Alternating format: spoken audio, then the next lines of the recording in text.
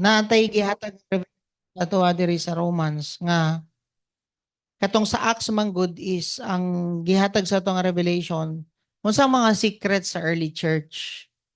Na dito ang unity, kita nimo dito nga ang ilahang pag-value sa fasting, with worship, even pag-make disciple, almost 60 to kabok. But dinhi sa Romans, ang mark of a disciple or tinuod nga disciple mao pod ang gina-impress sa ato karon nga atong hatagan og pagtagad. So diri sa mark of a true disciple, si Paul makita ninyo sa Romans 1 verse 10, always in my prayer making requests if perhaps now at last by the will of God I may succeed in coming to you. Kung tanawon ninyo ang isa ka mark sa isa ka disciple, excited siya nga makita ang fellow believers. Excited ka sa fellowship, dili ka gipugos nga moabot diri. Dili ka, kung disciple di ay ka dapat, excited ka makita imong leader, makita nimo ang imong fellow believers.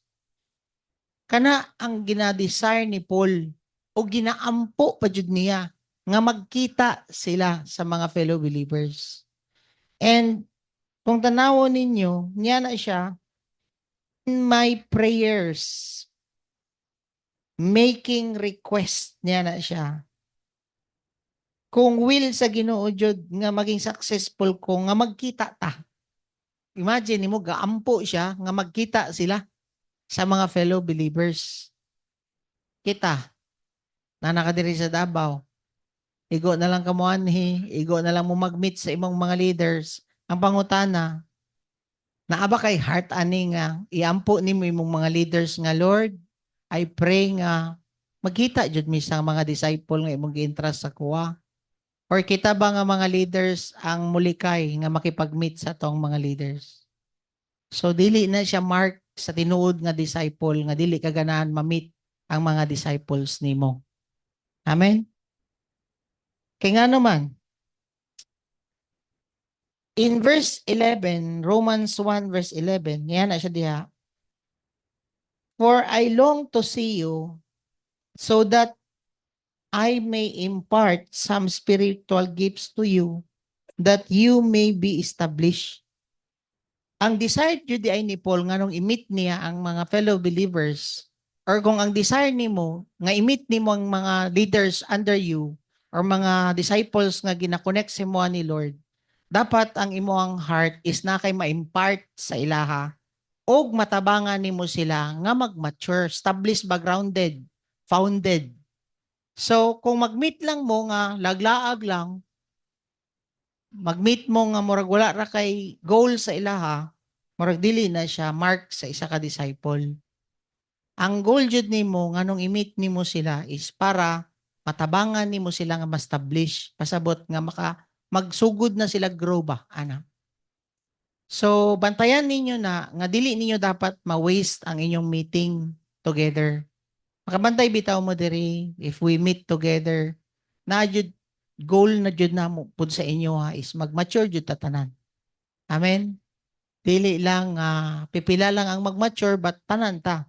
So unsa pay rason nga ni-appeal mo diri kung dili mo nag-expect nga mag-grow mo? Di ba? Kung moanhi mo diri, naga-decide jud mo nga Lord, naa jud ko'y portion ani na pod nga nung mag-meet me together. Naa jud ko'y part ani nga madawat pod nako. Kana dapat imong heart. Amen.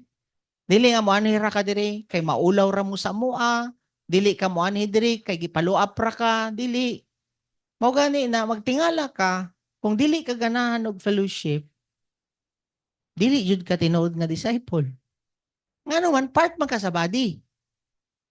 Nakuha ninyo? So kung part ka sa body ni Christ, excited ka dapat nga mabilong sa fellowship. Ana pod si Paul.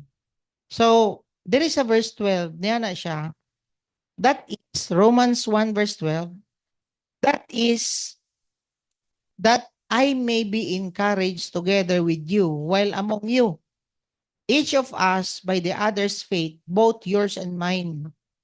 So, ang discipleship di ay, ang fellowship di ay nato, dili lang day kamo ang ga-benefit sa ako Kay si Paul, niyana man siya dito, that I may be encouraged. So naa jud di ay impact kay Paul ang pag-gather together. So ikaw nga leader, the more di ay ka nagamit sa imong mga disciple, the more po di ay ka ma-encourage. Kay like for example, the more po ka mag-grow once nga nagamit ka sa imong mga disciple. Pero kung ikaw lang, wala kay ginamit, wala kay gina-life groupan, wala kay gina-reach out, magtingala ka dugay imo ang pagtubo. Dali ra kay ka ma-discourage ngano man imo ra mang problema imong ginaisip. Pero kung naa ka sa life group, naa kay mga people nga imo ang gina-encourage, ikaw pud ma-encourage kay para ana, moadto ka sa SPMC, ang imong problema pamasahe lang. Yang ilang problema dito cancer. Di gamay ra jud akong problema Lord no, ana ka. Thank you jud kaayo Lord no kay giatangan pa kun nimo kusog nga moani diri. Ang akong problema pamasahe niya sila cancer ang uban didto. Naanay stage 3 unsa na lang ilang mga level of cancer no? Ikaw level pa lang sa pamasahe imong problema dito, level 3 or 4 na sa cancer ang ilang ginaproblema didto. Ha? Bula na lang jud adlaw. Ngiyana ba no? So, the more ka ma-encourage, the more ka makamit og people.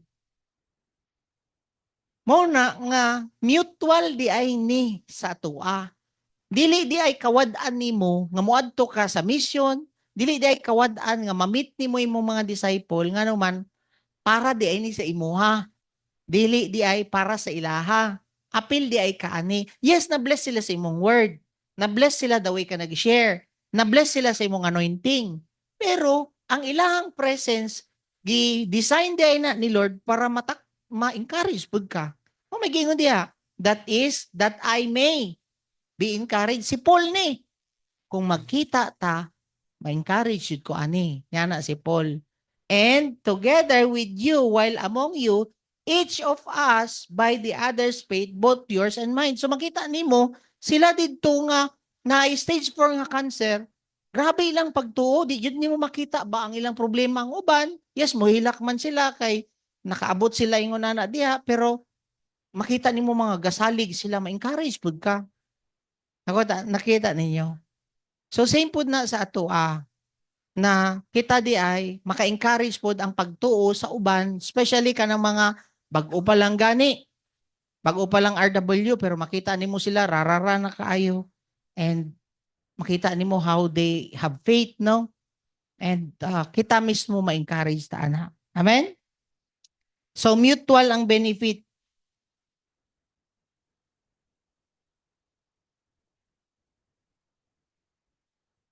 So again, tanggalon po day ay nato ni reminder ni sa ato especially kanang mga moabot na gani mo sa time nga daghan kay namog mga revelation na dawat.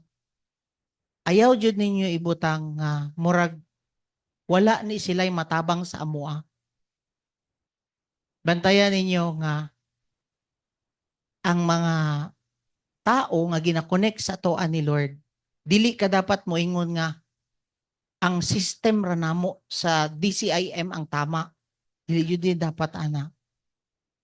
Mali jud ay na kanang moingon ka nga wala man ni sila makontribute kay mga wala man ni nag-grow ilang church, mayon ana gani. Antayan jud na ninyo ngay ngano man maski wala pa nag-grow ilang church, pero kung naa ka didto, naa di ay purpose si Lord nga gidala ka dinha.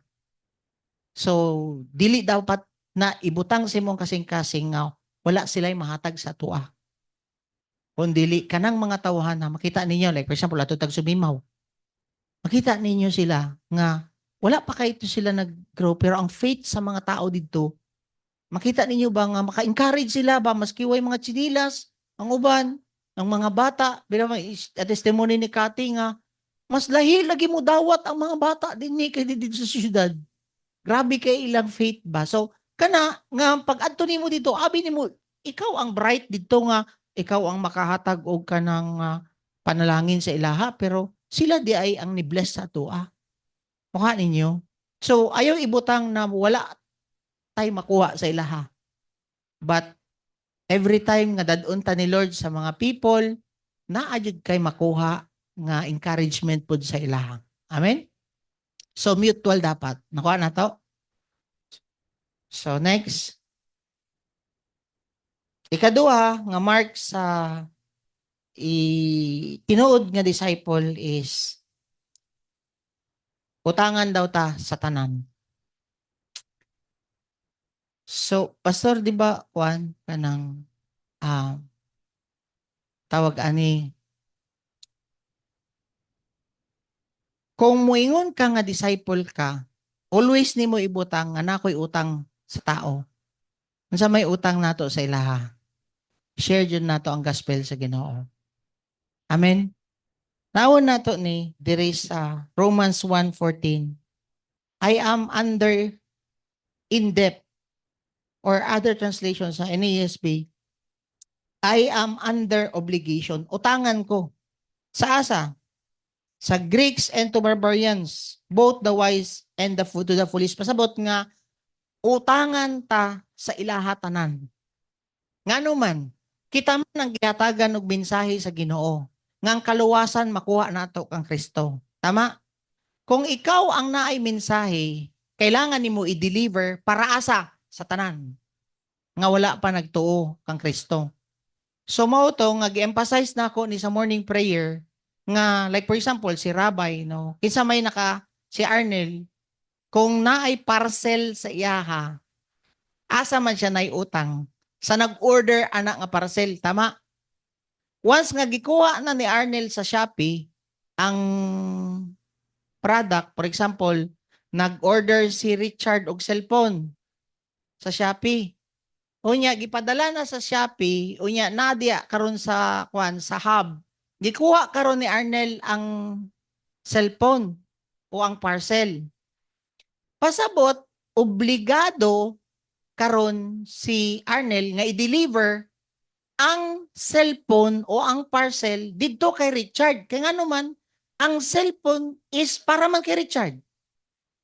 The moment karon nga dili mo remit or dili i-deliver karon ni Arnel ang cellphone kay Richard, utangan siya sa nagpadala ato. Mubayad jud ni si Arnel sa Shopee. Ngano man, siya man ang manduan nga muhatod. Nganong gikuha man na nimo kung dili nimo yatod. Same sa tua. Gitawag ka karon, nakadawat ka karon ana nga parcel. Mensahe. Gospel. Angay jud na nimo ihatag para asa sa mga tao nga gihatagan anak nga mensahe. Kinsa man na? Imong mama, imong papa, igsuon, katrabaho, classmate, kanegosyo, or tanan nga i-connect sa imuha ni Lord. Mao na nga utangan daw ta sa ilaha. Amen? Klaro na ni? Syaro, di pa na nato na masabtan. Mao na, utangan ta karon sa mga tao nga nagpaabot dito sa namatyan. Nakuha ninyo? Kinsa man ang paninglan karon? Kita. So, karon, no, mag-practice na mo daan. Grabe kadugay na nato nagsigi tag-practice diri og kanang one verse evangelism, pati ang youth na lang na memorize na ng one verse evangelism. Dili pa jud mo step out karon. Ikaw ra pastor, ikaw di ay. Dili ka gihatagan og mensahe. Ha? Ako kaya man ako mo share, wa may problema na siya. Kita man tanan ng utangan. So dili pwedeng ikaw ang utangan. Ako dili. Amen? Kita tanan utangan. Naba mo diha? So magpray mo sa inyong i-share. Kaya nga naman, we are in debt. Utangan ta sa kalibutan. Naba mo diha? Katulo, Dili ka dapat magreklamo. Eager ka. I am. Niya na siya diya. Tulo ba yan ni ka I am? I am in depth. Ikaduha, I am eager. Excited ka dapat mo share. Amen? So for my part, na siya diya, I am eager to preach the gospel to you. Also who are in Rome. So dili lang po dito sa Rome. Kung asa ka gitawag sa Ginoo, diha jud ka mo share sa gospel. Amen. So una, utangan ta, I am in debt. Unya, kung utangan ta, excited dapat mohatod si Arnel sa parcel nga gi-order ni Richard.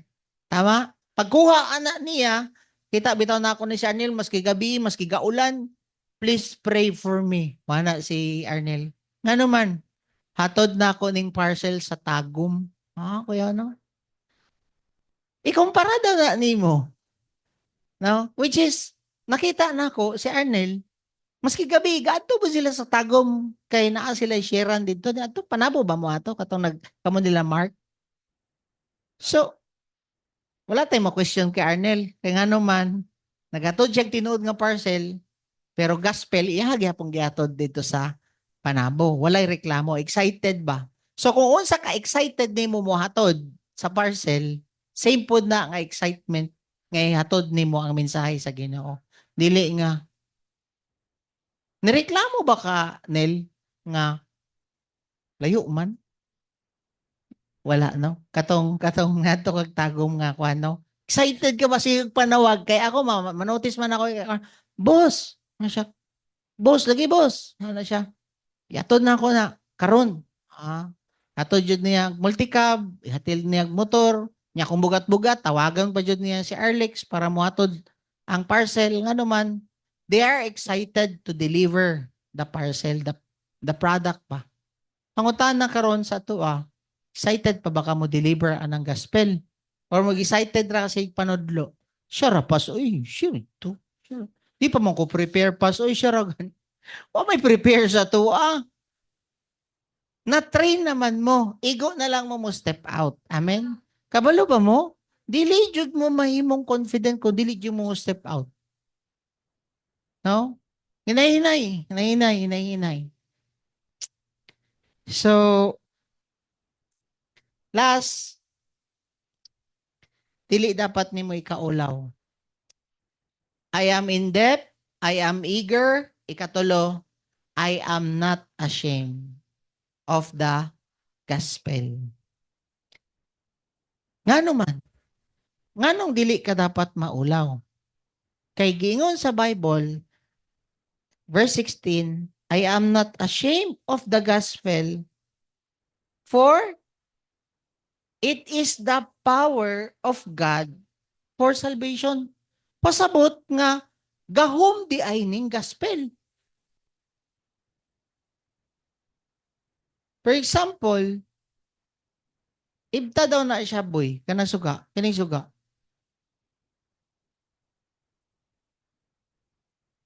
Ano ang kondisyon sa tao? Darkness. Tama? Once nga mo share diya ka sa gospel, saksak balik. Naay power. Unsa man nga power? Muhatag og light sa kinabuhi sa matag usa nga nangitngitan. Kuha ninyo, kung wala nimo ma-share ang gospel sa isa ka tao, ngit-ngit jud ang kinabuhi.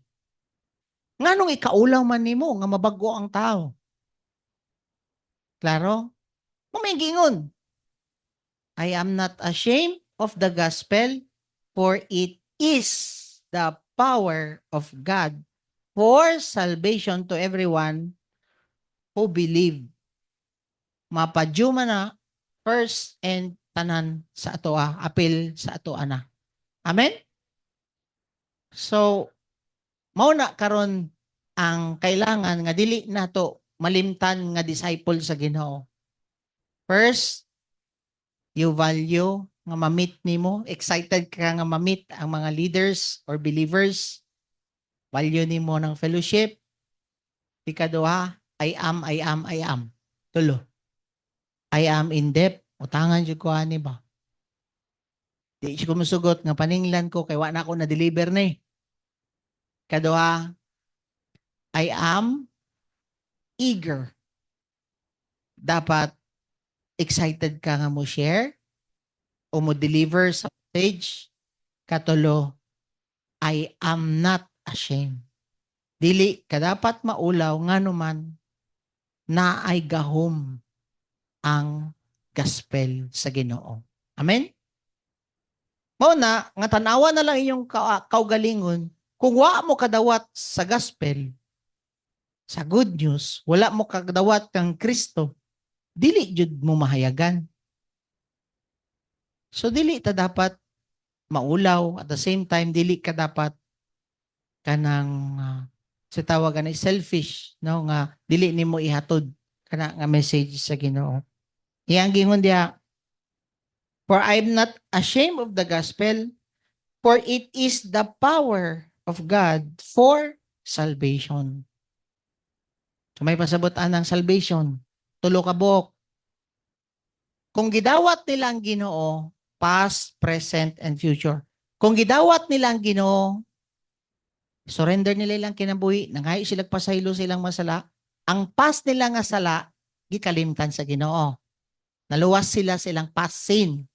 Unya, present, giyon sa pag-work sa salvation sa present.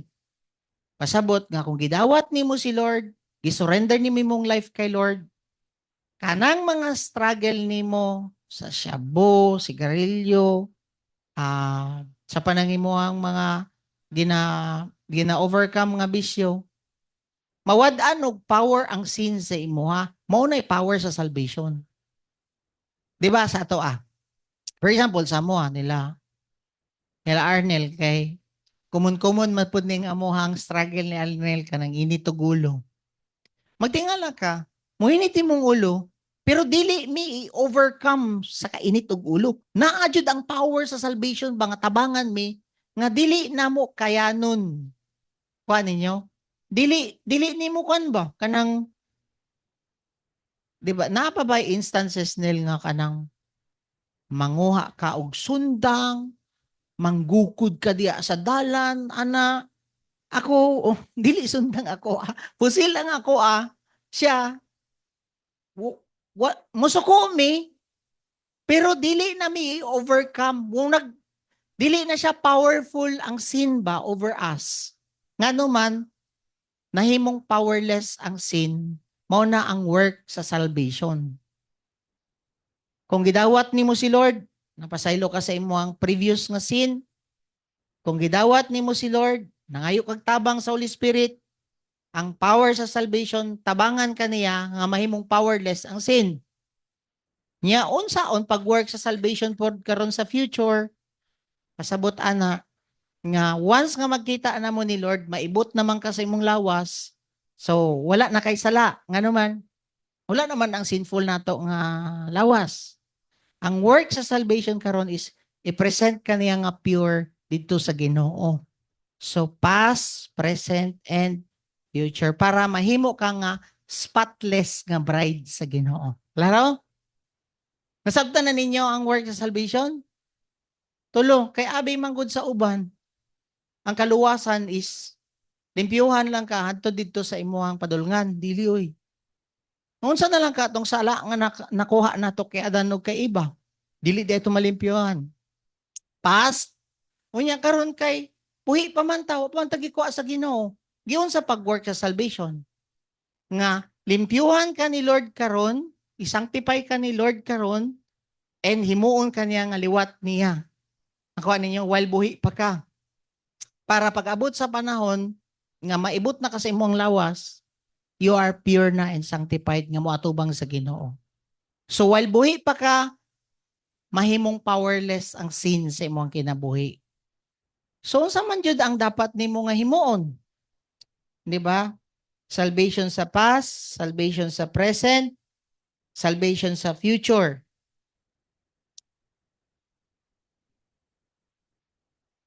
Then, for in the righteousness of God, last verse, is revealed from faith to faith, as it is written, but the righteous man shall live by faith. So makita nimo nga ang righteousness sa Ginoo, magtingala ka no nga ma-meet nimo na ang standard ni Lord once nga magtuo ka, nga gibayran na ka sa iyang past nga sin, gihatagan ka niya og kanang power nga ma-overcome nimo ang sin karon nga present, nagtuo ka ana. Saon na una pastor, ani. Once nga struggle ka og bisyo nimo, moingon ka nga, Lord, kabalo ko nga powerless na ang sin, ikaw ang powerful sa akong kinabuhi. Akong isurrender akong life sa imo. Magtingala ka, ang righteousness sa Ginoo, hinay-hinay nga ipuno niya sa imo. As you have faith. Mo na yung ingon diha, but the righteous man shall live by faith. Kung di ka mo tuo, ang righteousness lang na nimo always ang imuhang mahimo nga standard.